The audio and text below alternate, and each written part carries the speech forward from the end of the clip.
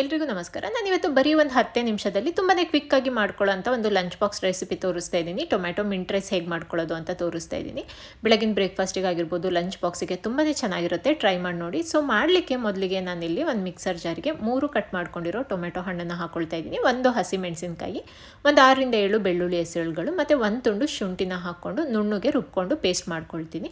ಈಗ ಒಗ್ಗರಣೆ ಮಾಡ್ಕೊಳ್ಳೋಕ್ಕೆ ಒಂದು ಬಾಣಲಿಲಿ 2 ಚಮಚ ಎಣ್ಣೆ ಹಾಕ್ಕೊಳ್ತಾ ಇದ್ದೀನಿ. ಎಣ್ಣೆ ಬಿಸಿ ಆದ ನಂತರ 1 ಕಟ್ ಮಾಡ್ಕೊಂಡಿರೋ ಈರುಳ್ಳಿನ ಹಾಕಿ ಈರುಳ್ಳಿ ಲೈಟ್ ಗೋಲ್ಡನ್ ಬ್ರೌನ್ ಕಲರ್ ಆಗೋವರೆಗೂ ಫ್ರೈ ಮಾಡ್ಕೊಳ್ತಾ ಇದ್ದೀನಿ. ನಂತರ 1 ಕಪ್ಪಷ್ಟು ಪುದೀನ ಸೊಪ್ಪನ್ನು ಹಾಕ್ಕೊಳ್ತಾ ಇದ್ದೀನಿ. ಪುದೀನ ಸೊಪ್ಪಿದ್ದೆಲ್ಲ ಹಸಿ ಸ್ಮೆಲ್ ಹೋಗೋವರೆಗೂ ಒಂದು 3-4 ನಿಮಿಷ ಎಣ್ಣೆಲ್ಲೇ ಚೆನ್ನಾಗಿ ಫ್ರೈ ಮಾಡ್ಕೊಳ್ಬೇಕು. ಇದೆಲ್ಲ ಫ್ರೈ ಆಗಿದ ನಂತರ ರುಬ್ಬಿಟ್ಕೊಂಡಿರೋ ಟೊಮೆಟೊ ಪೇಸ್ಟನ್ನು ಹಾಕ್ಕೊಳ್ತಾ ಇದ್ದೀನಿ. ಇದನ್ನು ಕೂಡ ಒಂದು 2 ರಿಂದ 3 ನಿಮಿಷ ಈ ಬೆಳ್ಳುಳ್ಳಿ ಶುಂಠಿದೆಲ್ಲ ಹಸಿ ಸ್ಮೆಲ್ ಹೋಗೋವರೆಗೂ ಒಂದು 2-3 ನಿಮಿಷ ಫ್ರೈ ಮಾಡ್ಕೊಳ್ತೀನಿ. ನಂತರ ರುಚಿಗೆ ಉಪ್ಪನ್ನು ಹಾಕ್ಕೊಳ್ತಾ ಇದ್ದೀನಿ. ಒಂದು ಅರ್ಧ ಚಮಚ ಕೊತ್ತಂಬರಿ ಪುಡಿನ ಸೇರಿಸ್ಕೊಳ್ತಾ ಇದ್ದೀನಿ. ಹಾಗೆ 1 ಚಮಚದಷ್ಟು ಖಾರದ ಪುಡಿನ ಹಾಕ್ಕೊಳ್ತಾ ಇದ್ದೀನಿ ಮತ್ತು ಒಂದು 1/4 ಚಮಚದಷ್ಟು ಅರಿಶಿನದ ಪುಡಿ ಹಾಕ್ಕೊಂಡು ಈ ಮಸಾಲದ್ದೆಲ್ಲ ಹಸಿ ಸ್ಮೆಲ್ ಹೋಗೋವರೆಗೂ 4 ರಿಂದ 5 ನಿಮಿಷ ಚೆನ್ನಾಗಿ ಫ್ರೈ ಮಾಡಬೇಕು. ಸುತ್ತ ಎಣ್ಣೆ ಬಿಡುತ್ತೆ, ಅಲ್ಲಿವರೆಗೂ ಫ್ರೈ ಮಾಡ್ಕೊಳ್ಬೇಕು.